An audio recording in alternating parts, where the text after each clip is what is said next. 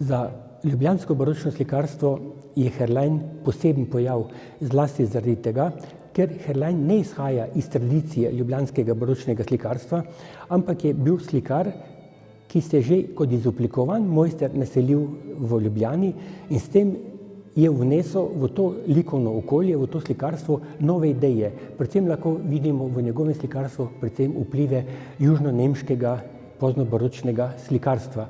In v tem je ta njegova posebnost in ker smo še vedno v času baroka, so bila glavna naročila za slikarje še vedno cerkvena oprema.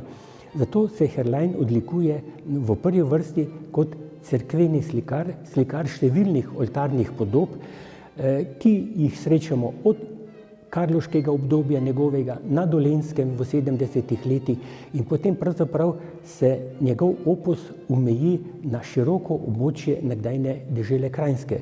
Tako da danes poznamo ali pa imamo evidentiranih nad 130 njegovih del. Seveda med njimi so tudi izgubljena dela, toda vsekakor ta opus govori, da je bil pomemben slikar nabožnih oltarnih podob iz konca 18. stoletja.